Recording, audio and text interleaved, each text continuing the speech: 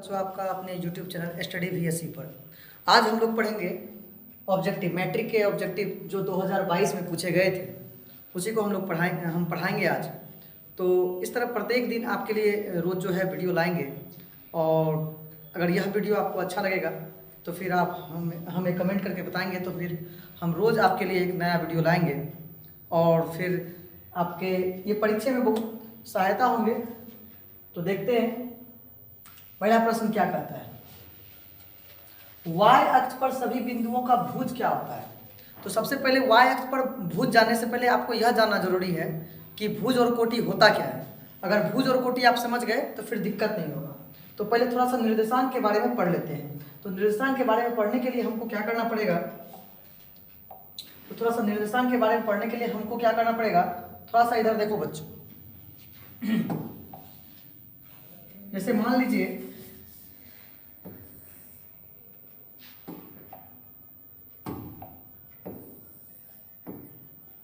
आप लोग को दिखाई दे रहा होगा, ये जो है निर्देशांक के लिए ये सबसे जरूरी है।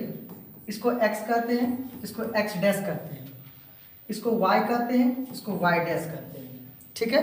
और ये आपका जीरो होता है मूल बिंदु, इसको मूल बिंदु कहते हैं, इसको मूल बिंदु कहते हैं। अगर कभी भी पूछ दे मूल बिंदु का वैल्यू क्या होता है तो 0,0। अगर आपको पूछ दे कि मूल बिंदु का मान कितना होता है तो आप लिखेंगे 0,0। मूल बिंदु का मान 0,0 होता है, यानी x का भी वैल्यू 0 और y का भी वैल्यू 0 होता है, ठीक है। यानी यहाँ पे x का भी वैल्यू 0 होगा और y का भी वैल्यू क्या होगा, 0 होगा। अब ये जो आपको दिखाई दे रहा है ये प्लस वाला है और ये माइनस वाला है, ये प्लस वाला है और ये माइनस वाला है। यानी आपका जो दायां हाथ है, सब काम दायां हाथ से करते हैं, तो दायां बगल प्लस वाला और बायां बगल माइनस वाला, और फिर इधर से ऊपर वाला प्लस वाला और नीचे वाला माइनस वाला, याद रखना है बच्चों, ठीक है। अब यहाँ पे सबसे बड़ी बात क्या है कि अगर x के अक्ष पर रहेंगे तो y का वैल्यू 0 रहेगा, और y के अक्ष पर रहेंगे तो x का वैल्यू क्या होगा, 0 होगा। तो अगर y पे रहेंगे तो x का वैल्यू 0 और x पे रहेंगे तो y का वैल्यू 0, ठीक है। अब इसी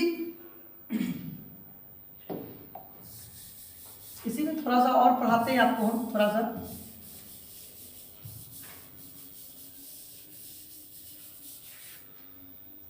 इसमें ये है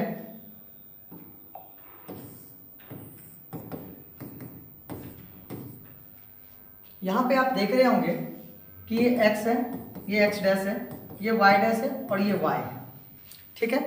तो इसको क्या कहेंगे, इसको कहेंगे प्रथम पाद। इसको प्रथम पाद या प्रथम चतुर्थांश भी कहते हैं, इसको द्वितीय पाद कहते हैं, इसको तृतीय पाद कहते हैं और इसको चतुर्थ कहते हैं, इसको चतुर्थ पाद कहते हैं, ठीक है। अब यहाँ पे आपको कई सारा इससे सवाल पूछता है।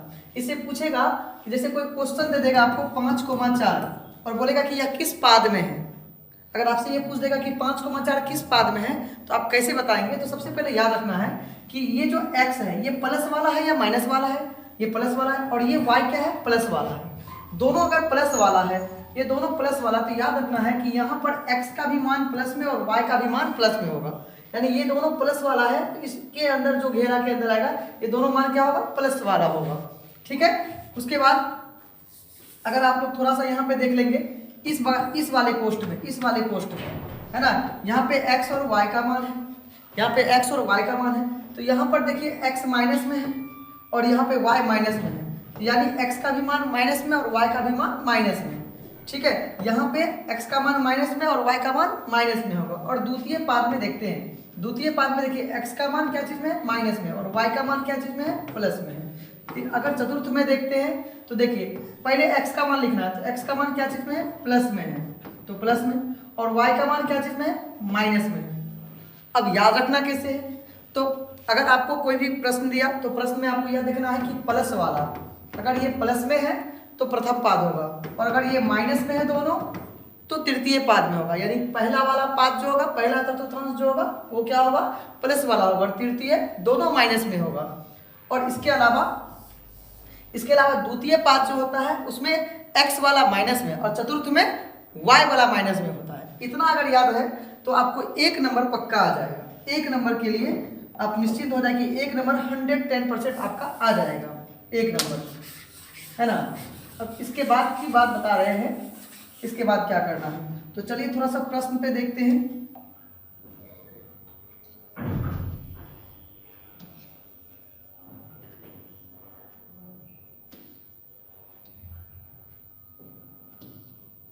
ठीक है, अब प्रश्न पे आपका था क्या, प्रश्न पे आपका है कि y अक्ष पर सभी बिंदुओं का भुज क्या होता है। तो y जो अक्ष होगा, आपको मैंने बताया था कि जो y अक्ष है, और y अक्ष पे x का वैल्यू क्या होगा, तो 0 होगा। तो x का वैल्यू क्या होगा, यानी भुज। अब पहले ये भी जान लीजिए थोड़ा सा कि ये x है और ये y है। x को कहते हैं भुज और y को कहते हैं कोटि। x को क्या कहते हैं, भुज, और y को कहते हैं कोटि। याद रखना है, x को क्या कहते हैं, तो x को भुज कहते हैं, y को क्या कहते हैं, तो y को कोटि कहते हैं। और क्या कहते हैं x को, तो x को कहते हैं, x को x निर्देशांक कहते हैं, x को x निर्देशांक कहते हैं, है ना। और y को y निर्देशांक कहते हैं। इसके अलावा याद रखना है कि अगर y अक्ष से दूरी नापेंगे तो x की नापेंगे, अगर y अक्ष से दूरी नापेंगे तो x की नापेंगे, और x अक्ष से दूरी y की नापेंगे। अगर y अक्ष से दूरी नापना होगा तो किसकी नापेंगे, अगर हम मान लीजिए हम y अक्ष से दूरी y की थोड़ी नापेंगे, y अक्ष से दूरी जब भी नापेंगे तो x की नापेंगे, यानी भुज की नापेंगे। और x अक्ष से नापना होगा तो y की नापेंगे, यानी कोटि की नापेंगे। ठीक है, और अगर ये कंफर्म है तो आपका कई सारा सवाल आपका ऐसे ही बन जाएगा, देखते ही देखते बन जाएगा, है ना। तो चलिए, अब आपको पता होगा कि y अक्ष, अभी आपको मैंने तुरंत बताया कि y अक्ष पर सभी बिंदुओं का भुज, यानी y अक्ष पर भुज का वैल्यू क्या होगा, तो 0 होगा। अब आप आराम से कर लेंगे, हाँ। और इस टाइप का कोई भी सवाल आएगा तो आप आराम से कर सकते हैं। चलिए, लेकिन एक सवाल और है समांतर श्रेणी का, यानी एपी का। और एपी को जानने से पहले आपको थोड़ा सा और याद रख लेना है। एपी के बारे में अगर थोड़ा सा जानना है तो एपी के बारे में थोड़ा सा जानिए। एपी के बारे में थोड़ा सा बताना चाहेंगे। देखिए, एपी के बारे में हम बता रहे हैं, एपी के बारे में, एपी को अर्थमेटिक प्रोग्रेशन कहते हैं, यानी समांतर श्रेणी कहते हैं। यानी क्या कहते हैं, समांतर श्रेणी, समांतर श्रेणी कहते हैं इसको, समांतर श्रेणी कहते हैं। एपी होता क्या है, जैसे आप सीढ़ी चढ़ते हैं, स्टेयर चढ़ते हैं सीढ़ी, तो क्या होता है, एक नंबर के बाद फिर दूसरा नंबर आता है, फिर तीसरा आता है, फिर चौथा आता है, पांचवा आता है ना। तो ऐसा है कि जैसे मान लीजिए 2 है, 2 के बाद 4 है, 4 के बाद 6 है, 6 के बाद 8 है, 8 के बाद 10 है। तो आप क्या देख रहे हैं कि क्रम जो इसका ये बराबर बराबर है, क्रम जो इसका ये क्या है, बराबर बराबर है, दोनों के बीच की दूरी क्या है, बराबर बराबर है। और इसी को एपी कहते हैं, इसी को क्या कहते हैं, एपी कहते हैं। जैसे मान लीजिए 1 है, 3 है, 5 है, तो आप दिमाग लगाइए 1 3 5 के बाद क्या आ सकता है, तो ऑब्वियसली 7 आएगा, क्योंकि 1 और 3 के बीच में 2 का अंतर है, 3 और 5 के बीच में 2 का अंतर, और 5 और 7 के बीच में 2 का अंतर है। तो इसी प्रकार से आप जान सकते हैं कि ये क्या है, एपी। एपी का मतलब होता है कि दोनों दो संख्याओं के बीच की दूरी, यानी दो पदों के बीच की दूरी बराबर रहेगी, हर हमेशा याद रखना है ये बात। और अगर ये याद है तो समांतर श्रेणी में आपको ज्यादा दिक्कत नहीं आएगा। लेकिन थोड़ा सा इसको समझने वाली चीज क्या है, सुन लीजिए। सार्वंतर क्या होता है और an क्या होता है, ये सारा चीज समझिए। जैसे an का एक फॉर्मूला होगा, एपी में ही an आता है, n बराबर होता है a plus n minus 1 into D. an बराबर होगा a plus n minus 1 into D. ठीक है, अब an क्या होगा ये समझना है। n होगा अंतिम पद, n क्या होगा, अंतिम पद होगा, यानी लास्ट पद होगा, लास्ट अंतिम पद होगा, लास्ट टर्म, लास्ट टर्म होगा। ए क्या होगा, तो ए होगा पहला पद, ए होगा पहला पद प्यारे, ए क्या होगा पहला पद। और एन क्या होगा, पदों की संख्या को एन कहते हैं, पदों की संख्या को क्या कहते हैं बउआ, एन कहते हैं, पदों की संख्या को एन कहते हैं। और ये जो आपका डी दिख रहा है ना, यही हुआ सार्व अंतर, कॉमन डिफरेंस, सार्व अंतर को कहते हैं डी। तो आशा करते हैं ये समझ गए होंगे एन का वैल्यू, यानी एन अगर निकालना है, एन अगर दिया है तो आप एन निकालना है तो आपको ए चाहिए, एन चाहिए और डी चाहिए। और अगर आपको एन निकालना है तो एन चाहिए, यानी इसमें से कोई भी चीज निकालना है तो इसमें से देखिए 1 2 3 4, इसमें से कोई भी चीज निकालना है, कोई भी चीज, तो 3 चीज पता होना चाहिए तभी आपका निकल सकता है, अन्यथा नहीं निकलेगा। यानी एक चीज पूछेगा तो ये तीन चीज पता चाहिए। अगर डी डी निकालना है तो एन ए और एन दिया रहेगा, और अगर एन एन अगर निकालना है तो फिर एन ए और डी दिया रहेगा, यानी कोई भी तीन चीज आपको दिया रहेगा। ठीक है, तो ये देख लिया। उसके बाद हम थोड़ा सा और चर्चा कर ले कि सार्वअंतर बराबर क्या होता है। एक मिनट, सार्वअंतर बराबर क्या होता है? तो सार्वअंतर बराबर होता है a2 माइनस a1। यहां पर हम a2 क्यों लिखे हैं? एक मिनट,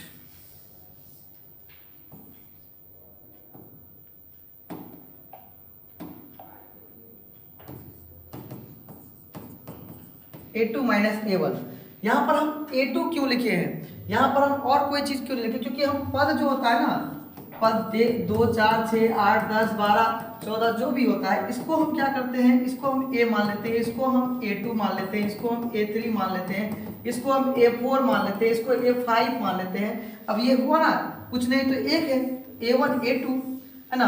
तो मतलब आगे वाला पद में पीछे वाला पद हमेशा घटाया जाता है, आगे वाला में बाद वाला नहीं, यानी ये वाला पद में ये वाला पद घटाया जाएगा। इसीलिए इसको a2 माइनस a1 लिखते हैं, a1 माइनस a2 नहीं लिखते हैं। ठीक है, तो सार्वअंतर जब भी पूछेगा तो समझ में आ जाएगा। इसके बाद इसमें एक और सूत्र होता है। अगर आपको मान लीजिए 2 4 6 8 10 डॉट डॉट डॉट और कुछ भी दे दिया, और इसमें बोल दिया इसका योग निकालें, क्या निकालें? इसका जोड़ निकालने के लिए दे दिया। जोड़ निकालने का एक सूत्र होता है SN बराबर, क्या होता है? SN बराबर सूत्र होता है n/2 into 2a plus n minus 1 into D. ये सूत्रों को याद कर लेना है। SN बराबर होता है n/2 into 2a plus n minus 1 into D. अगर ये सूत्र याद है तो आप आराम से जोड़ निकाल लेंगे। लेकिन याद रहे, इसमें भी यही बात है कि आपको अगर SN निकालना है तो n पता होना चाहिए, a पता होना चाहिए और d पता होना चाहिए, तभी आप निकाल सकते हैं। कभी कभी क्या होता है कि कभी कभी मान लीजिए कि आपको अंतिम पद दिया हुआ है तो भी निकल सकता है, अंतिम पद देने से भी निकल जाता है। कैसे? तो एक सूत्र होता है SN बराबर n/2 इंटू a प्लस अंतिम पद, a प्लस अंतिम पद या l, a प्लस अंतिम पद, या यहाँ पर l भी दे सकते हैं, यानी लास्ट पद। ठीक है, तो ये आपका समांतर श्रेणी में इतना काम कर सकते हैं आप। अब आपको देखते हैं हम लोग कि कैसे कैसे क्या है। ठीक है,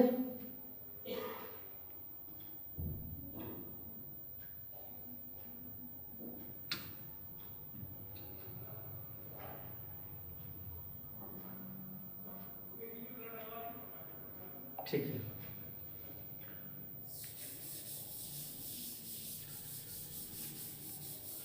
अब हम आपको यहां पर बता रहे हैं,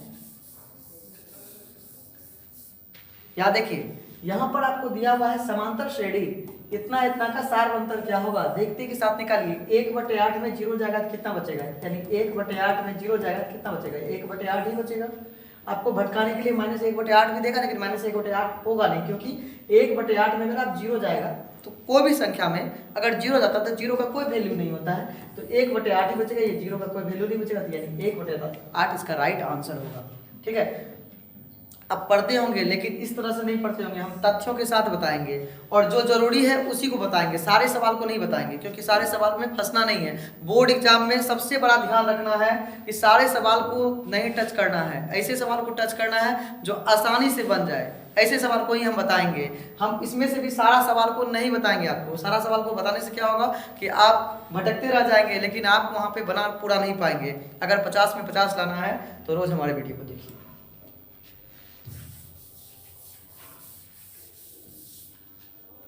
अब देखिए अगला, आप देख रहे होंगे कि यहाँ पर ये सवाल है और इस सवाल में इसका सामान्य पद दिया हुआ है, इसका प्रथम पद निकाला, बहुत आसान है, बहुत आसान है। n का वैल्यू आपको यहाँ पर याद रख लेना कि n का वैल्यू 5n-7 है, तो सबसे पहले AP में निकालना पड़ेगा इसको। तो कैसे? n का वैल्यू, n एक प्राकृतिक संख्या होता है, तो 1 2 3 4 डॉट डॉट डॉट कोई भी संख्या मान लीजिए। अब 5 को 1 से गुना कर दीजिए, तो 5 - 7 तो कितना हो जाएगा? -2 हो जाएगा। ठीक है। फिर 5 को 2 से गुना कर दीजिए, 5 को 2 से, तो 10 माइनस 7 बराबर कितना हो जाएगा, तो 3 हो जाएगा, ठीक है। फिर 5 को आप 3 से गुना कर दिए तो 15 माइनस 7 बराबर 8 हो जाएगा, ठीक है। और ये आपका एपी आ गया, -2 3 8। अब आपको पूछ क्या रहा था, पूछ रहा था प्रथम पद, पूछ रहा था प्रथम पद, तो प्रथम पद क्या है मेरा, -2 है, प्रथम पद मेरा -2 है, तो -2 इज द राइट आंसर हो जाएगा इसका, ठीक है। अब आपको फिर क्या बोल रहा है, मध्य बिंदु का निर्देशांक क्या होगा, फिर निर्देशांक चैप्टर, निर्देशांक चैप्टर में आपको कई सारे सूत्र हैं, तो चलिए हम लोग सूत्र को भी पढ़ लेते हैं, चलिए हम लोग सूत्र को भी पढ़ लेते हैं, है ना। चलिए, तो निर्देशांक चैप्टर में जो सूत्र है उसको हम लोग पढ़ते हैं कि क्या क्या सूत्र है। देखिए, निर्देशांक चैप्टर में कई सारे सूत्र आते हैं, तो अभी हम लोग भुज और कोटि के बारे में पढ़े थे, थोड़ा सा इसके बारे में जान लीजिए। अगर x और y, पहले हर हमेशा x रहेगा और फिर बाद में y रहेगा, तो x को क्या बोलेंगे, x को हम हमेशा भुज कहेंगे, और y को क्या कहेंगे, y को कोटि कहेंगे, याद रखना है, x को भुज कहेंगे और y को कोटि कहेंगे। तो और क्या कर सकते हैं इसको, इसको कह सकते हैं x निर्देशांक, इसको क्या कर सकते हैं, x निर्देशांक, और इसको क्या कहेंगे, y निर्देशांक, क्या कहेंगे इसको, y निर्देशांक इसको कहेंगे, याद रखना है प्यारे, इसको और हमेशा क्या कहेंगे, x निर्देशांक, और इसको क्या कहेंगे, y निर्देशांक कहेंगे, ठीक है। आज यह डेमो है, आज दिखाते हैं कि हम कैसे पढ़ाएंगे, और फिर कल से फिर क्लास देंगे। अगर आपको अच्छा लगा तो फिर जरूर बोलिएगा, अभी और पढ़ा देते हैं थोड़ा सा और। तो ये x निर्देशांक हो गया। अच्छा, आपको बताए थे तभी कि x को किससे नापेंगे, तो y अक्ष से नाप सकते हैं, तो यह कह सकते हैं y अक्ष से दूरी, क्या कह सकते हैं, y अक्ष से दूरी। और y निर्देशांक को किससे नापेंगे, तो x अक्ष से दूरी, x अक्ष से दूरी, x अक्ष से दूरी, है ना। अगर हमको x को क्या कहेंगे, भुज, और y को क्या कहेंगे, कोटि कहेंगे, है ना। तो x को x निर्देशांक कहेंगे, और y अक्ष से दूरी क्यों बोले इसको, क्योंकि कभी कभी ये प्रश्न पूछेगा कि y अक्ष से दूरी को क्या कहते हैं, तो आंसर आपका y अक्ष से दूरी रहेगा और आप मार दीजिएगा कोटि, तो गलत जाएगा। y अक्ष से जब भी मापेंगे तो x को मापेंगे, क्योंकि y अक्ष पर x नहीं हो, y अक्ष पर y तो होगा लेकिन x नहीं होगा, इसलिए y अक्ष से क्या नापेंगे, तो y अक्ष से किसी भी चीज की दूरी नापेंगे। अगर हमारे से हमारी दूरी थोड़ी नापेंगे, हमारे से किसी और चीज की दूरी नापेंगे, तो y अक्ष से किसकी दूरी नापेंगे, तो भुज की नापेंगे, यानी x की नापेंगे प्यारे, x की। और x अक्ष से दूरी किसकी नापेंगे, तो y की नापेंगे, ठीक है। अगर ये पता है तो फिर दिक्कत नहीं होने वाला है। अब इसके बाद जो हम लोग पढ़ेंगे, इसके बाद हम लोग क्या पढ़ेंगे, इसके बाद हम लोग पढ़ेंगे कुछ सूत्र। देखिए, ये सूत्र क्या होता है, देखिए सबसे पहले ये याद रखना है कि अगर आपको मध्य बिंदु का निकालने दे दिया, मध्य बिंदु, तो जैसे मान लीजिए a और b एक रेखा है, a और b रेखा है, और इसके बीच में c है, इसके बीच में क्या है, c है, तो अब मान लीजिए बीच में है, तो दोनों को 1:1 में बांटेगा, 1:1 में बांटेगा, लेकिन 1 उतना वैल्यू हम लोग देते नहीं, तो डायरेक्ट इसका सूत्र निकल जाता है, मध्य बिंदु, अगर औचित्य देखें तो यहाँ से अनुपात की तरह से निकलता है, लेकिन डायरेक्ट निकालते हैं, मध्य बिंदु बराबर होता है x1 प्लस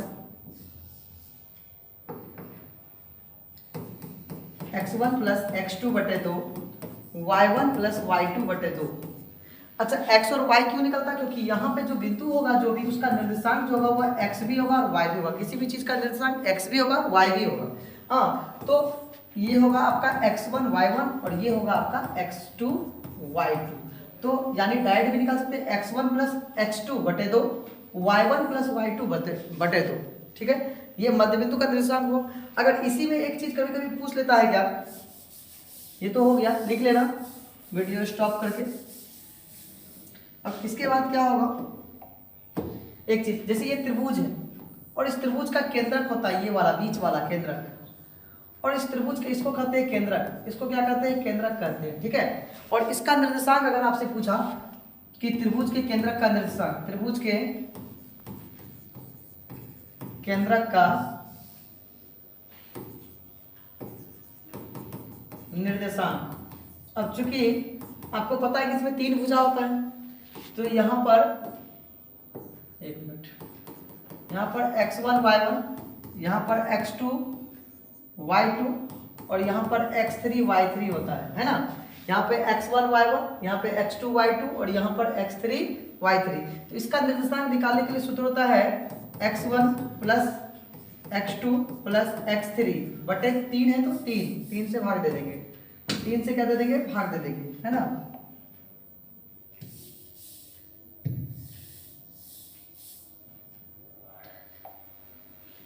और फिर वही y1 प्लस y2 बटे प्लस y3 बटे 3। तो ये आपका त्रिभुज के केंद्र का निर्देशांक हो गया और मध्य बिंदु का निर्देशांक हो गया, ठीक है। अब आप आराम से इसको बना सकते हैं। और एक सूत्र है इसमें, जान लीजिए, ये दूरी सूत्र जो सबसे इंपॉर्टेंट है। दूरी सूत्र, दूरी सूत्र का मतलब हुआ कि जैसे मान लीजिए ये एक रेखा है, इसका नाम है ए, इसका नाम है बी, ठीक है, इसका नाम है ए, इसके बीच की दूरी क्या हो, जैसे मान लीजिए ये त्रिभुज है, अब त्रिभुज में ये ए है, ये बी है और ये सी है, तो ए से बी के बीच की दूरी क्या होगी, बी से सी के बीच की दूरी क्या होगी, सी ए से लेकर सी तक की दूरी क्या होगी, इसी को कहते हैं दूरी सूत्र, ठीक है। अब दूरी सूत्र में क्या होता है, दूरी सूत्र में सिंपल बात क्या है कि रूट के अंदर चाहे तो आप x2 ले लीजिए, क्योंकि आपको किताब में x2 मिलेगा, x2 माइनस x1 का whole square plus y2 minus y1 का होल स्क्वायर। अगर आप यहाँ पे चाहते हैं x1 माइनस x2 लेके तो ये भी बनेगा y1 माइनस y2, यानी आप x1 में x2 घटाइए या x2 में x1 घटाइए, कोई दिक्कत नहीं है। 2 में 4 घटाइए या 4 में 2 घटाइए, क्योंकि आप स्क्वायर करेंगे तो वह माइनस में आएगा तो प्लस में आ जाएगा, ठीक है। जैसे मान लीजिए 4 में 2 घटाएंगे और इसका स्क्वायर करेंगे तो भी 2 आएगा, नहीं सॉरी एक मिनट, जैसे मान लीजिए कि 4 में 2 घटाए और इसका स्क्वायर किए, एक मिनट, तो 4 में 2 चला जाएगा तो कितना बचेगा, 2 बचेगा, 2 का स्क्वायर हो जाएगा 4। और अगर 2 में 4 घटाए तो -2 आया और -2 का स्क्वायर करेंगे फिर भी 4, ठीक है। तो यानी इसीलिए बोले हम आपको कि x2 में x1 घटाइए या x1 में x2 घटाइए, उससे कोई फर्क पड़ने वाला नहीं है। अब आपको आराम से ये सवाल बन जाएगा, आपका आराम से। हाँ, अब आपका ये सवाल जो यहाँ पे दिख रहा है आपको, ये वाला सवाल, ये आराम से बन जाएगा। या बोला है कि बिंदु इतना इतना और इतना इतना को मिलाने वाले रेखाखंड के मध्य बिंदु का निर्देशांक क्या होगा, तो ये आराम से बन सकता है, क्योंकि यह आप x1 और x2 को जोड़ना है। तो 12 में 0 जोड़ेंगे तो -12 बटे 2, 2 6 के 12, और 8 में 0 जोड़ेंगे तो -8 बटे 2, 2 6 के 8। अब देखिए यहाँ पे -6 कहाँ पे दिख रहा है और -4 कहाँ पे दिख रहा है, तो आपको दिख रहा है कि -6 और -4 बी नंबर में राइट आंसर है। तो मुंह से बनने वाला सवाल है ये, बस देखना जरूरी है कि सूत्र याद है या नहीं है। सूत्र में क्या किए हम, पहला वाला में यानी इसका जो पहला वाला था, पहला वाला को पहला वाला से जोड़ दिए और बटे 2 किए, यानी x1 प्लस x2 बटे 2 और y1 प्लस y2 बटे 2, यानी 12 में 0 जोड़ेंगे तो कितना होगा, तो -12 ही होगा बटे 2, यानी 6, माइनस में 6, और फिर उसके बाद -8 प्लस 0, क्योंकि उस समय आपके पास टाइम नहीं होगा तो आपको कोई सवाल मुंह से ही बन जाएगा। इसके अलावा आप देखिए यहाँ पे तुरंत पूछा है सवाल कि त्रिभुज के शीर्षों का निर्देशांक x1 y1 x2 y2 x3 y3 है, इसके केंद्रक का भी निर्देशांक क्या होगा। अभी आपको तुरंत सूत्र समझाए थे कि x1 plus x2 plus x3 बटे 3 होना चाहिए। अब देखिए यहाँ पे दिया हुआ x1 plus x2 plus x3 बटे 3 और y1 plus y2 plus y3 बटे 3, तो ये आपका अभी बताए और आपका ये सवाल यहाँ पे दिया हुआ है, ठीक है। इसके बाद आपका यहाँ पर संरेख वाला पूछा है। संरेख वाला में मेरा एक सूत्र है जो हम कल बताएंगे आपको, और उसके बाद आपको ये वाला सवाल भी बताएंगे त्रिभुज का शीर्ष वाला, ठीक है। तो आज के लिए इतना ही रखिए, क्योंकि फिर कल पहले आप कमेंट करके बताइए कि कैसा लग रहा है, फिर कल बताएंगे। बहुत बहुत धन्यवाद।